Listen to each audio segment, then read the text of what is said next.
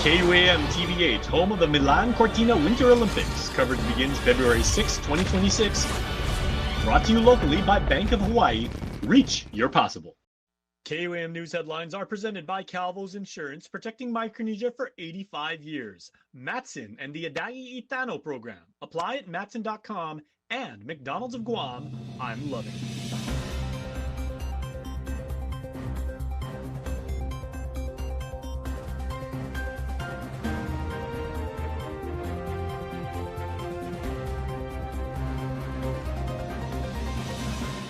On KUAM News Primetime. Officials say Guam is becoming a harder place for drug traffickers to operate. What's changed and why enforcement at the borders matters more than ever. And united in opposition, senators say no amount of profit from deep-sea mining justifies the potential damage to Guam's waters and way of life. I'm Nevaeh Anderson with the stories coming up.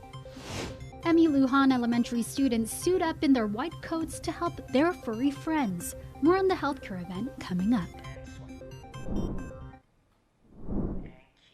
Hafa and good evening. Welcome to KUAM News Primetime. I'm Destiny Cruz-Lingus. Thanks for ending your week with us.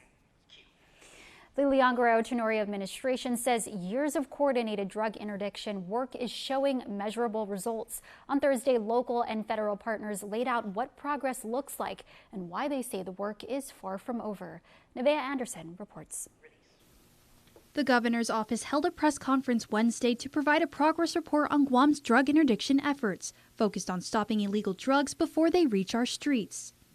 Since 2019, local and federal law enforcement and border protection partners have seized more than 1,000 pounds of methamphetamine and other illicit drugs, symbolically represented by bags of rice.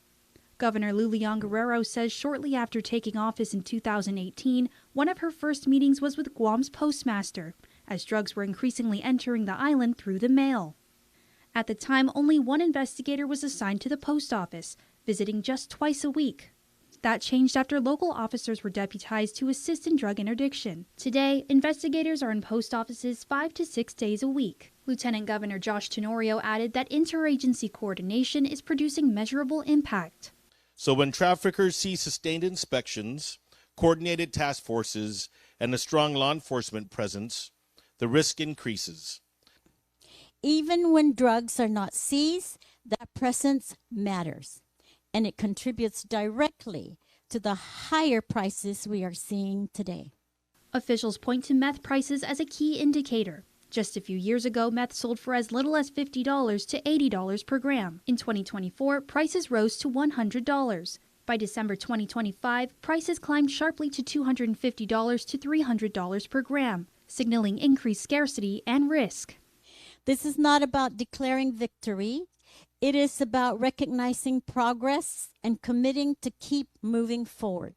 Guam Police Department Commander Colonel Joseph Carbolito says enforcement remains aggressive, while Customs and Quarantine Director Ike Pareto announced 9 additional drug detector dogs are coming online, but noted 100% inspections at the port are currently not feasible. When you talk about 100% inspection done at the port, that means that we will ground all the containers that are coming in at that particular time and open each and every boxes on goods that are coming in. There's no way that we can handle that. That is not the norm of inspection at any customs border. Federal partners echoed that collaboration is key. Postal inspectors are very proud of our reputation for teamwork, and there's probably no better example of it in the Postal Inspection Service right now than the Giant Task Force here in Guam. And together we're making a difference. Together we're making a stronger and better Guam. Officials also emphasize recovery resources for those struggling with addiction, reminding the community that enforcement and rehabilitation must move together. The men and women of GPD and Customs, we're committed. We live on this island. We love this island, and we are protecting this island the best we can do with the resources that we have. Nevaeh Anderson, KUAM News. And just days before the January 12th deadline to comment on a federal proposal that could open more than 35 million acres of seabed to deep-sea mining, the 38th Guam legislature has once again made its opposition clear. On Wednesday, senators held a public hearing on Resolution Number 132, a measure reaffirming Guam's opposition to deep-sea mining and renewing calls for a moratorium. It responds to a request for information issued by the Bureau of Ocean and Energy Management, or BOEM, seeking input on commercial seabed mineral leasing in waters offshore Guam and the CNMI, waters long considered ecologically, culturally, and legally tied to the people of the Marianas. The hearing drew environmental advocates, scientists, legal experts, and concerned residents, all urging lawmakers to push back against a process they say risks irreversible harm to ocean ecosystems, island communities, and violates our right to self-determination. And in an emergency session this morning, every senator present stood unified in opposition. We do not consent to the destruction of our waters. We do not consent to being treated like an acceptable loss. Senators emphasize there is no conclusive scientific evidence showing deep-sea mining can be done safely, and argued speculative profits cannot outweigh the loss of resources that define island life. Senator Sabina Perez pointed to recent attempts of mining near American Samoa as a warning. Pacific nations are promised wealth, but are instead saddled with the harmful consequences of exploitive mineral extraction. Lawmakers also noted that minerals like cobalt and nickel, key targets of deep-sea mining, are becoming less essential as battery technology evolves. The legislature formally adopted Resolution number 132-38 COR is duly adopted by the body. In other news, Crystal Pacos and Augustine will conclude more than 7 years of public service at the close of business today. She joined the Leon Guerrero Tenorio administration in 2019 as press secretary and later served as director of communications during some of Guam's most challenging periods, including the COVID-19 pandemic, the dengue outbreak, and Typhoon Mauer recovery. The governor credited Pacos and Augustine for providing steady, disciplined leadership and ensuring timely and accurate information for the public. Pacos and Augustine will be transitioning into the private sector. Meantime, John Ryan will assume the role of Director of Communications effective the next business day. Ryan brings experience in public affairs, journalism, and strategic communications, having previously served as Communications Director during the Gutierrez-Bordallo administration. Governor Leon Guerrero said Ryan's institutional knowledge and newsroom background will ensure continuity and professionalism as the administration moves forward. A 40-year-old man is facing felony drug charges following a traffic stop in Dededo. According to a magistrate's complaint, Zachary Troy Aquino Cruz was charged Thursday with possession of a Schedule II controlled substance as a third-degree felony. Police say around 10:30 Wednesday morning, Cruz turned his Toyota pickup in front of a patrol vehicle on Derry Road, then drifted onto the shoulder and failed to stop at a stop sign. Officers pulled the vehicle over and noted Cruz appeared extremely nervous. A detector dog named Hanzo was called to the scene and alerted to the vehicle. During a search of the pickup's center console, officers reported finding a glass pipe and 2 baggies containing methamphetamine. A disturbance at a Tumon nightclub has led to felony charges against a 34-year-old man. According to a magistrate's complaint filed in Superior Court, Simon Ensai was arrested early Wednesday morning after police were called to Club Icon around 12:30 a.m. Officers say Ensai had been kicked out of the club and was trying to force his way back inside while yelling profanities at staff, patrons, and police.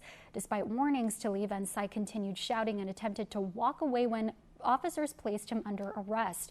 Police say he resisted, swung his fists, and grabbed an officer's prescription glasses, throwing them to the ground and breaking them. At the precinct, Ensai allegedly refused to exit the police vehicle, kicked an officer in the chest, struggled, and tried to bite another officer. Ensai is charged with assault on a peace officer as a third-degree felony, along with several misdemeanor and petty misdemeanor offenses. Today, Congressman James Moylan recognized National Law Enforcement Appreciation Day, honoring officers who put their lives on the line for the protection and safety of our nation, recognizing them for their professionalism, courage, and dedication while working under challenging conditions. He commends the Guam Police Department, Guam Customs and Quarantine Agency, Guam Park Police, the Department of Agriculture's conservation officers, and all those who serve in law enforcement on island. Moylan also honors the officers who have lost their lives in the course of duty and recognize the families who continue to carry that loss. He underscored that strong public safety depends on trust, accountability, and mutual respect between law enforcement and the communities they protect. Time for a quick break. You're watching KUAM.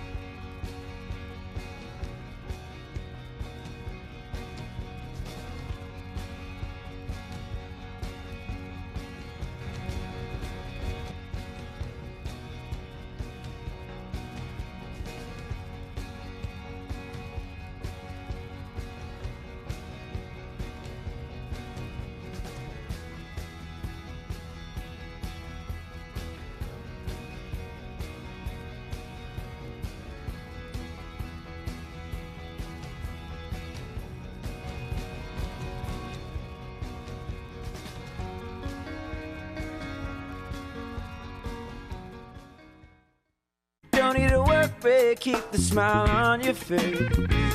The moments you can't replace, and I'll be around. Whoa. You can count on me. You can count on me for life. Wherever life takes you, we're always here for you.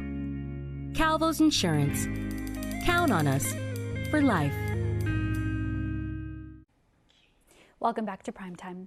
1 year after the Palisades fire destroyed their homes, neighbors held a protest saying they let us burn. Some shared their anger and frustration. We're a deeply affected group of people. What is today about? Today is about accountability. Today is about speaking truth to power, and today is about providing a vision for the rebuild of the Palisades. What is your biggest frustration? My biggest frustration is the lack of accountability, because without accountability, there's no lessons learned, and there's no way to avoid this next time. I'm very angry, and I feel vilified by our government and by our city. This was my forever home. We had a fire hydrant in front of our home, and it was empty. And full disclosure, our house is standing, but it's suffered massive damage. Dealing with insurance, has that been a complete headache? Horrible. They're treating us like we're victims. We're on our eighth adjuster. I filed our claim January 8th. 1 year later, what's your biggest frustration? Driving through the Palisades, I feel that there should have been so many framed homes, and there should have been a sign of somewhat of life. There isn't. This was a unique community, a community that was the most perfect place to raise my 3 kids. And what we've lost is it's not repairable. We've lost a community of people that work together to make this place special. The Guam Homelessness Coalition is seeking 250 volunteers for the point-in-time homeless count on January 30, 2026. This annual survey helps officials understand homelessness and their needs to better support Guam's most vulnerable population. Volunteers will survey, share care packages, and assistance resources. Volunteers must be at least 18 years of age and complete a mandatory 5-hour training session prior to the count. Training sessions are scheduled from January 20th, January 22nd from 9 a.m. to 2 p.m. at Catholic Social Service Adult Daycare Center, Barragata, and January 23rd from 9 a.m. to 2 p.m. via virtual training. For more information on how to sign up, head over to KUAM.com. The Guam Community College, in partnership with Chalan Amti, SIFA Learning Academy Charter School, and the University of Guam's American Medical Student Association, made their way down to the southern side of the island, bringing furry friends and a zest for learning to students. Here's more. Students at MU Lujan Elementary School were in for a very special surprise Friday, donning white coats and stepping into the role of physicians as their school library transformed into a mini medical clinic for the Teddy Bear Island Clinic.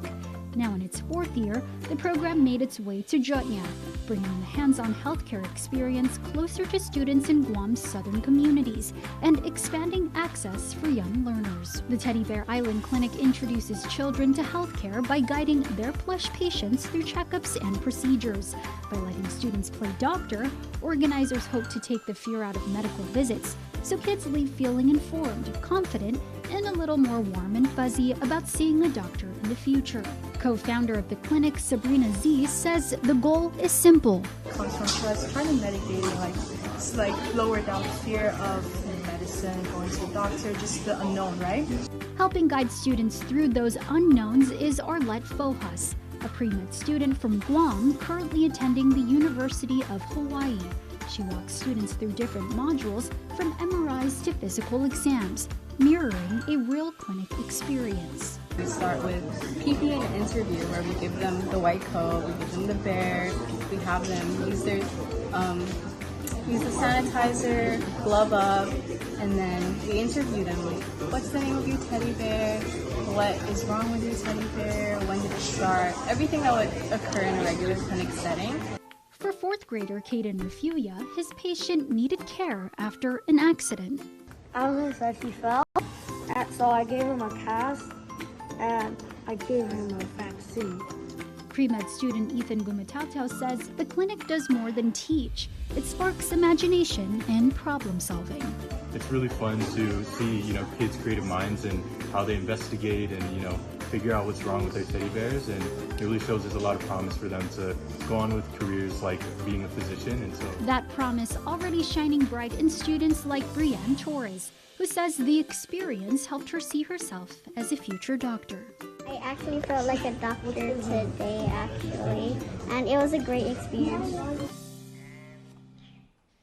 And as we head into the dry season, the Guam Department of Agriculture is asking residents not to burn their Christmas trees. Officials say windy conditions can quickly turn sparks into dangerous wildfires. Instead, Agriculture's Forestry and Soil Resources Division is offering a safer and greener option, a free Christmas tree exchange. Cooperative Fire Protection Program Manager Ajalan Amalu explains. We're trying to prevent or at least decrease the amount of household burns. So we would like to take the community's Christmas trees so we could use the Christmas trees for our biochar to supplement our native reforestation projects. And in exchange, they can pick up a native tree. From today through next Friday, January 16, residents can drop off real Christmas trees at the warehouse parking lot across from the DOAG main building in Manilao. In return, you'll receive a free native tree seedling. Drop-offs are available on select times and dates, and trees must be real, clean, and free of decorations. Artificial trees will not be accepted. If you miss the exchange, Christmas trees and yard waste can still be disposed of at approved facilities island-wide for a fee. And as Amalu reminds, Mungat Masangi Guahan, don't burn Guam. The Department of Agriculture, in partnership with GAIN Spay Neuter Island Pets, is kicking off 2026 with its 9th community spay and neuter clinic aimed at reducing pet overpopulation on Guam. The clinic will be hosted by Sinahaña Mayor Robert Hoffman at the Sinahaña Mayor's office from January 13th through the 22nd.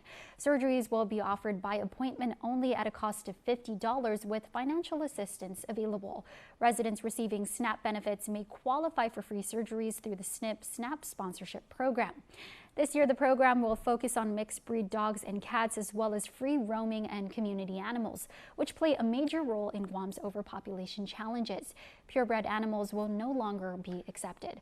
Territorial veterinarian Dr. Mariana Turner says the shift aligns with best practice recommendations from Humane World for Animals, helping ensure limited resources make the greatest impact while still supporting families in need of affordable veterinarian care.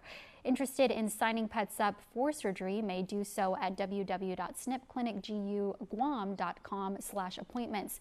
Appointments must be made under the owner's information. For assistance with appointment scheduling, please visit WhatsApp at 671-988-9421, Monday through Friday from 9 a.m. through 3 p.m. NBC's Law & Order and Law & Order SVU have a big crossover coming up tonight to start 2026. And that's followed by the return of The Hunting Party to start its second season at 9 p.m. Thanks, everyone. We'll take it from here. Melissa Roxburgh. This is a date, not their first. And her team are back on the trail of serial killers in season 2 of The Hunting Party. They are weirder this year. They are wackier. I think that they're a bit more off the beaten path. Never seen anything like this before. They're all escapees from a top-secret prison called the Pit. Sometimes they've healed a little bit, which changes things. Sometimes they've been made even worse, and it allows us to go to some pretty weird places. J.J. Bailey created the series, which has enlisted a stellar group of guest stars as each week's killer. I don't want to hide myself from you. Beginning with Eric McCormick. No! Doing a 180 from his days on Will and Grace. He's so charming and winning, and his character on the show has elements of that, but then he gets to twist it and go dark and get really scary. And I think people are going to be really surprised seeing him sort of embody that role. McCormick's real-life son, Finnegan, plays a younger version of the killer. And his son is not necessarily an actor, and he did an amazing job. You want me to shoot you too? Roxburgh says the cases are strange, but grounded. It's this like head tilt of a approach. Yeah, especially episode 1. You'll watch it and go, okay, did not expect any of this. We're going in loud. FBI! Happy hunting. Mark Barker, NBC Entertainment. Now for a look at your world at home.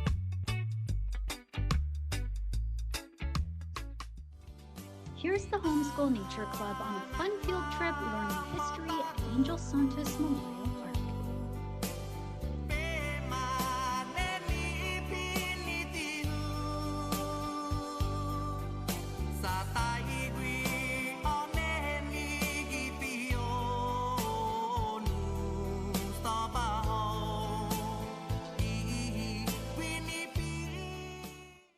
Here we go, here we go, here we go, here we go.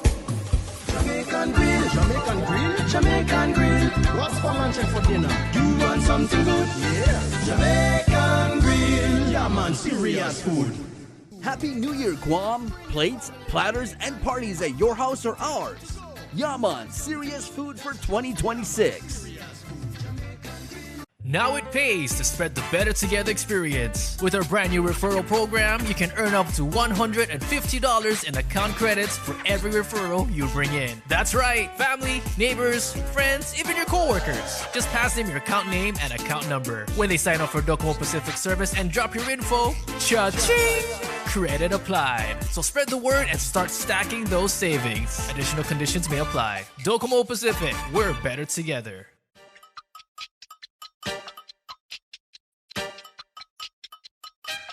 Wesley kicks out. Simon, big three. Oh, baby!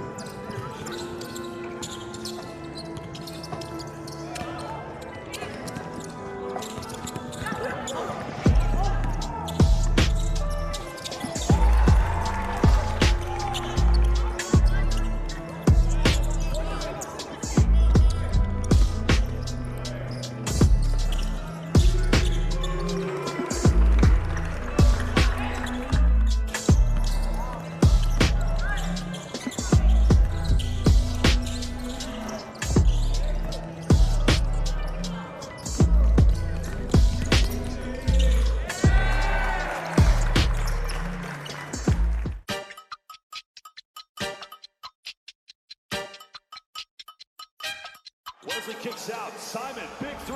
Oh, baby!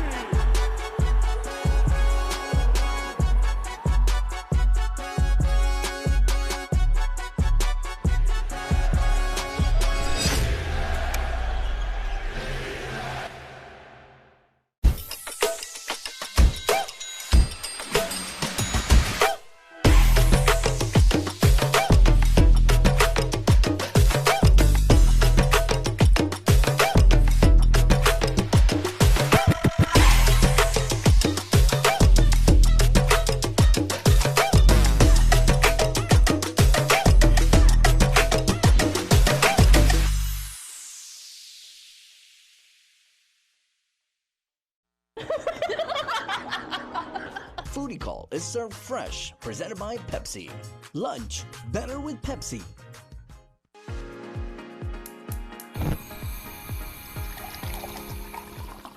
Good day, guys. Welcome back to another edition of Foodie Call. I'm Shaylee. I'm Padme. And today we're here at Micronesia Mall trying Sing's Cafe. Okay, you can try yours first. Okay, so this is garlic naan with fish curry and fries. I love naan bread. And a scoop piece of fish. That's so good. I've never had fish curry. It looks soft too. Okay, now I'm gonna try my shawarma fries. Look at that spread. It looks so good. What's the verdict? I like it, guys. You want to try it? Yeah, you want to try this? I'm gonna dip it. Oh, this looks really good. And to finish it off, a little bit of Pepsi. Because lunch is better with Pepsi. Heck yeah. Perfect wrap up. All right, guys, that wraps up another edition of Foodie Call. Thank you to Sing's Cafe for taking care of us, and thank you to Pepsi for sponsoring the segment. Make sure to check them out here at Micronesia Mall and follow them on Facebook and Instagram at Sing's Cafe Guam. You won't be disappointed. Bye. Foodie Call is served fresh, presented by Pepsi. Lunch, better with Pepsi. News Bites is brought to you by Docomo Pacific, Better Together, and Fresco Clothing, original custom design apparel of Guam and the Marianas. Okay, everybody, big announcement to pass along to you. Now, we've been telling you for about a month or so that the Academy of Our Lady of Guam had planned their tea time with AOLG, but the event has been rescheduled, of course, because so we can all pay our respects to the late Father Mike Crisostomo. So the tea time with Academy of Our Lady of Guam graduates has now been rescheduled until the 24th, still at 1 to 4. And please make sure to show your respects for Pali Mike, a very, very beloved member of our community. All right, The Great Pescador is launching this Sunday, and that is a book by our friend Cabrini Cruz Palomo, and her first book, it's a wonderful, wonderful story. Her sister Destiny, our Destiny, interviewed her and talked about, like what an influence her papa had on her. It's this wonderful book. The illustrations by Veronica Cruz are absolutely amazing. I'm picking up a copy, and I'm going to be at Ipao Beach on Sunday to meet Cabrini, take a selfie with her, get an autographed copy of the book, and talk to her about her creative process. And I hope you are there too, because we're so, so proud of Cabrini for putting together this wonderful work of creativity and of art. Wonderful events are the things to do, and the Sharks are having their Sharks Run the Wave. It's a 2K and a 5K. It's going to be downtown, right? And again, I said, look at that. My beloved alma mater. We could have used any kind of shark, and there are 70 different species of shark. We use a megalodon, because that's how we do it at Sanchez. We go big, right? And we invite everybody to participate, to come run, to have fun, to get fit. 6 a.m. go time downtown. Can't beat that. It is absolutely amazing. All right, NFL Game of the Week. Are the playoffs here already? I believe they are, so make sure to tune in because you are watching history in the making, and we got good games for you. The Chargers and the Pats, both teams playing really, really, really well. Outstanding quarterbacks, Drake May for the Patriots, Justin Herbert for the Chargers. Who will come out on top? You got to tune in and find out. And you got to tune in right now because in about 3 seconds, we got birthdays to 1. Let's go.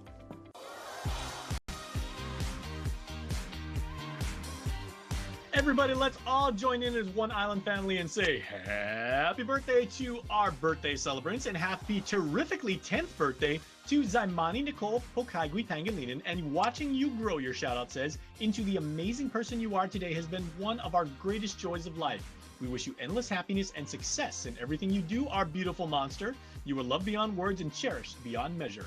You're getting lots of love from Ama and Papa Pangilinan, Mommy, Angel Daddy, Brothers Zion and Gorio, Sissy Zairi, Jerica and JD, Nina Jevi and Nino Greg, Auntie Kim, Uncle June, and Auntie Chloe. That is a lot of birthday love, and happy birthday number 10 to Zaimani. Boston K, 3 cheers for 3 years, and happy birthday to our handsome Boston. You bring so much light and joy into our lives, and your very, very proud family says we love you. Happy birthday to Manny Cruz Jr., your entire family sent us this shout out, and they said, can you please say emphatically, so happy birthday, Manny Jr. We hope you had a fantastic day. And happy birthday here, because we are so proud of our own Nevaeh Anderson, and happy birthday, Vey. We are so honored and pleased and proud to have you as a member of our family. You've done such wonderful work here, and you're so much fun to have around the newsroom too. Super, super funny. So Nevaeh, we celebrate you today, and happy birthday to you and all of our celebrants today. And also, happy birthday to Michael Sablan, and your shout out says, we appreciate you so much, Bud Buddy. May you get rich so you can spoil us all and take us to Snowberry every day. Love, the Pokey Girls. I don't know what I've been told. I don't know what I've been told. Someone here is getting old. Someone here is getting old.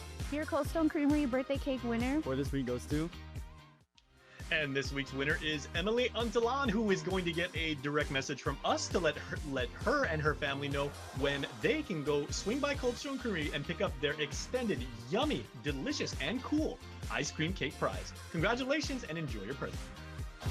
Want to wish your special someone a happy birthday? Just click the QR code here on your screen or email birthdayclub@kuam.com. Happy birthday to everyone celebrating out there, and happy birthday, Vey. You are such a great addition to our team. Thank you for always knowing what meme I'm referencing. May this be your best year yet. And that's your Primetime Show. Thanks for watching. I'm Destiny Cruz-Lingus. Have a safe evening and stay beautiful.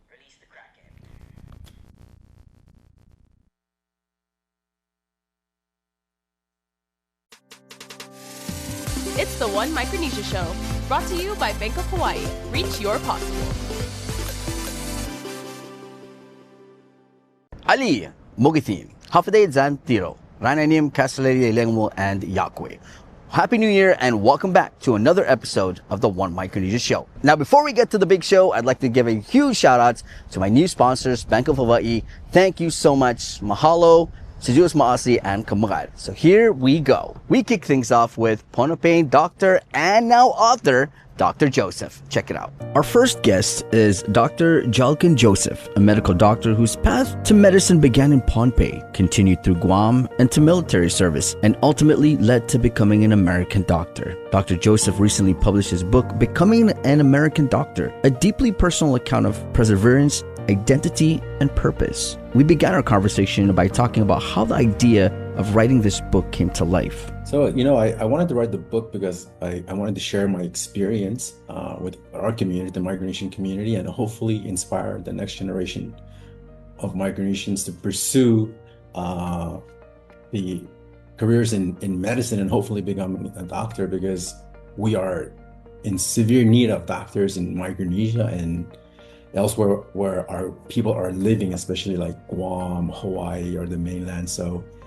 it's unfortunate that we don't have a lot of role models and a lot of physicians who were trained in the US, because, to be honest with you, we have a lot of smart people in Micronesia.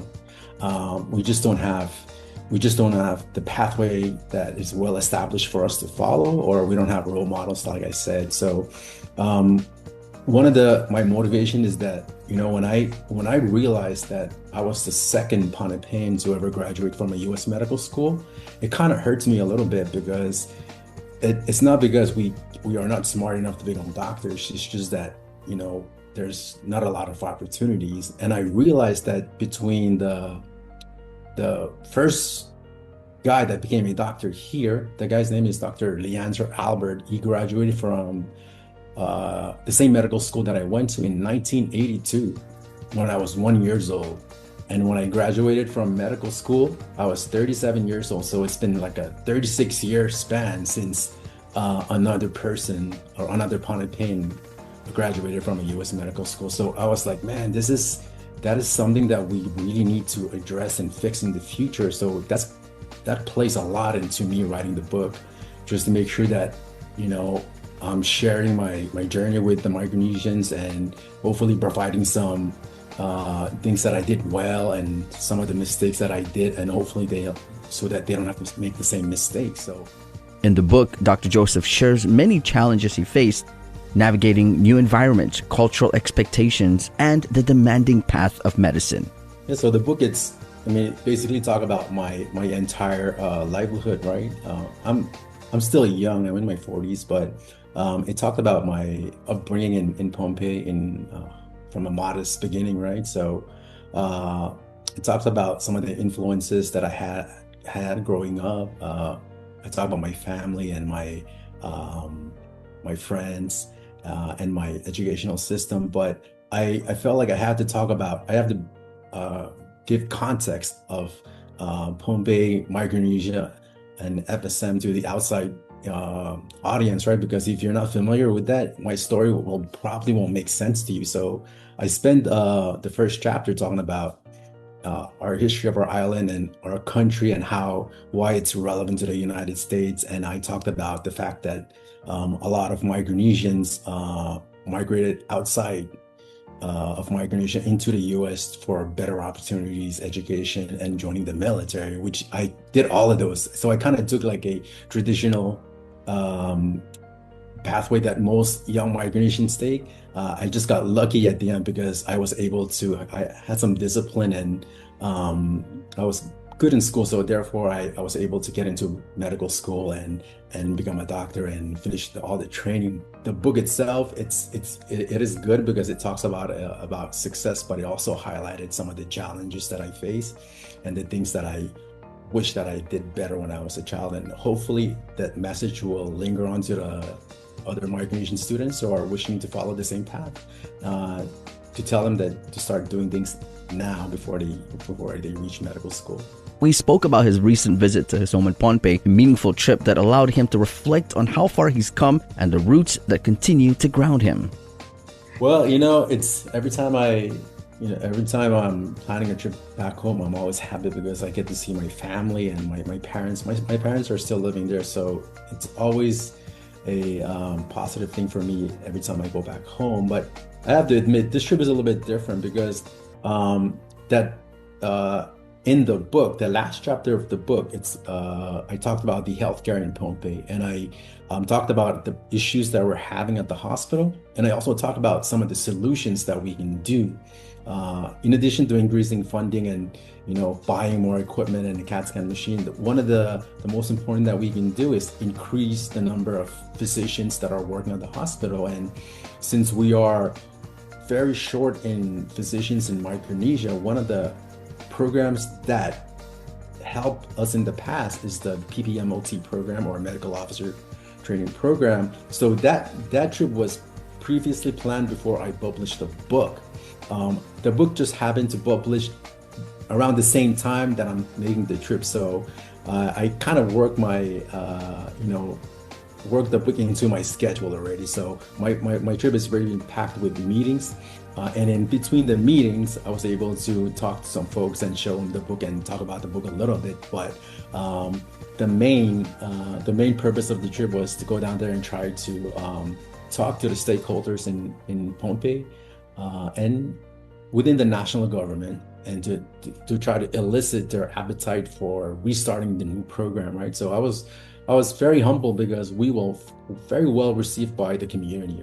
We went to meet the national government. We met with the Assistant Secretary of Health.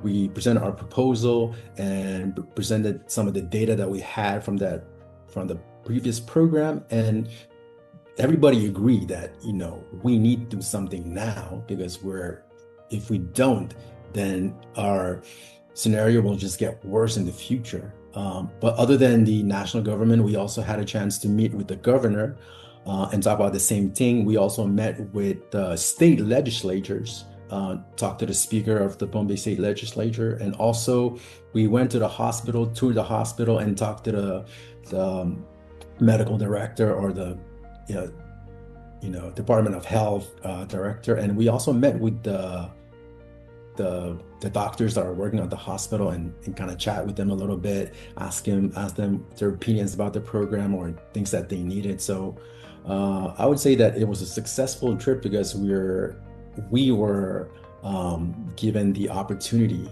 to learn what they think about the program. And I would say that we're on the right path, and there's a lot of excitement behind it. So hopefully we'll continue on this momentum, and hopefully something will turn out within the next 5 years or so. But it will take a lot of political will and sacrifice and a whole lot of money for us to restart the program. But like I said, I mentioned it in the book that I wanted to start the program, and I went down there to try to advocate for a program. So I felt like, I just didn't put that idea in the book. That's not an idea. It's a goal that I wanted to do. So I was very, like I said, I'm very happy that I was able to do it and do it in that manner that worked out well for us and for the community. Yeah. So yeah, the book itself, it's on Amazon. However, if you can't buy it or afford it, and I can give it away for free, because my goal is to share the message, and the message is the most important thing. But I would like to say that one more thing. It's to become a doctor, it takes a lot of work and sacrifice, right? So one of the things that I want to mention here is that, when before I went to medical school, I was in the Imiahola program, and I spent a year in that program. And that program is very good for our people, because that's the program that has worked for us for the past 30 years. It's a highly competitive program that requires pure dedication and discipline. So when I was in that program, I missed the birth of my son. And I didn't see my son until my son was already 4 months old, because if I have to fly back home and see him, I will lose a lot of time and focus. And so therefore we decided that I couldn't do that. Instead, I would stay on in Hawaii and study, which I did, and I ended up being successful. But it just goes to show it's not easy. It takes a lot of discipline, dedication, but it's well worth it, because being a doctor, the most rewarding job out there, because you get to help out your neighbors, your family, and it's a very rewarding job. And it's something that it's well worth it to pursue, especially if you want to be in that career field. So Dr. Joseph's story is a testament to what's possible when determination meets purpose, and a powerful reminder for Micronesian youth that their dreams are valid no matter where they begin. If you get a chance to read that book, either a physical copy or a digital copy, go ahead and do so, because it's such an inspiring one, and I'm pretty sure you'd enjoy it. Guys, we're going to take a break, and we'll be back with more of the One Micronesia Show.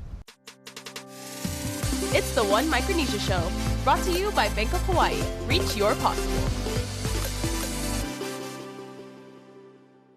Now, for a limited time, get our largest pizza at our lowest price. Just $9.99 for our classic New York-style pizza. It's 30% larger than our large, and at only $9.99 for carryout. Don't wait. Order now at your Island Pizza Hut. It's the One Micronesia Show, brought to you by Bank of Hawaii. Reach your possible. And we're back. The show continues, and this time we talk to Chamorro visual artist Gillian Duenas. Check it out. Our second guest is Gillian Duenas, a Chamorro visual artist and a student whose work has been exhibited across the United States, Hawaii, and Guam. Most recently, Gillian was selected as one of 6 Micronesian artists featured in the Ocean of Peace exhibition at the Maui Arts and Cultural Center, an exhibition highlighting Micronesian voices through multiple artistic disciplines. We started by asking Gillian how her love for art first began. Growing up, as a little girl, I always loved to draw. In kindergarten, when I learned how to read, I started to illustrate and write my own picture books, and I would bring them to class with me, and my teacher would let me share them with the class. So even as far back as I can remember, I really loved to make art and storytell in that way. After I graduated high school, I was kind of going through a really rough time, and also just trying to connect with my Chamorro identity, and also just figure out who I was as a person in general. And so when I started college, art was a really big medicine for me in that way, and a way for me to connect with others in the diaspora and others back home, and yeah, just learn more about our legacy of storytelling as Chamorros, learning about the pottery designs and the cave drawings, and our ancient and traditional jewelry. So yeah, once I was in college and started to become more of a young adult, I really took art more seriously, and yeah, here I am today. Gillian's journey reflected both growth and intention, using art as a way to express identity, culture, and lived experience. Being chosen to participate in the Ocean of Peace exhibition was a moment of pride, not just personally, but collectively. The exhibition brought together artists from across Micronesia, creating space for connection, representation, and storytelling. So our exhibition at the Maui Arts and Cultural Center, that's the first exhibition that's been in that space that features all Micronesian artists. And I think one of the really cool things, out of the many really cool things about the space, is that we have like weaving and carving, and then like other traditional media like charcoal painting, but also like digital painting. And I think it really reflects how we do carry forth our traditions and our old stories, but bring them forward into a contemporary context and show that, yeah, we are contemporary peoples, and we are expanding the ways that our ancestors were creative and the ways that they created art. And yeah, being able to talk to folks at the exhibition space, local people on Maui, and yeah, getting to talk to them about our stories and like the things that are reflected in our particular pieces, and them being able to see like, wow, we do something really similar, or that's a very similar cultural value that we have, like with the weaving and stuff, and just the different animals that are important to us in our islands. And yeah, so being able to build those connections through the artwork and talking about it with the folks that are engaging with it has been really special. We also talked about what this opportunity meant for her as a Micronesian artist and how it continues to shape her creative direction. I think we're all trying to forge this path where we are addressing like the lateral violence and the ways that we've hurt one another, and trying to mend those wounds, because yeah, at the end of the day, we have genealogical ties that go back thousands and thousands of years, and we need to remember that and to honor that. And we have so much to learn from one another and celebrate with one another. So yeah, I hope this is just one of many more to come of spaces like that. Looking ahead, Gillian shared her hopes for the future, continuing to create, learn, and contribute to spaces where Micronesian art is seen, valued, and respected. Well, I'll be finishing my master's program in Pacific Island Studies at UH Manoa, so I'm very excited for that. Hoping to continue my academic journey. We'll see if that pans out. But yeah, I definitely want to continue doing more community art projects. This last year I had the honor and privilege of doing 3 different community mural and mosaic projects with students, middle school students, and community college students in Hawaii. So I hope to do more of that kind of work. I think that's what really motivates me, is getting to share that gift of creating with others and seeing especially young people get excited about creating art and storytelling. So hopefully more of that. But you know, whatever opportunities come my way, I will try my best to seize them and make the most of them. Through her work, Gillian reminds us that art is more than expression. It's preservation, resistance, and legacy. I love our people so much. I think we are so beautiful and intelligent and innovative and inspiring, and I know it can be hard to feel like that in a lot of spaces, but you know, I think when we find each other and are able to hold each other through those difficult things, it makes it a lot easier.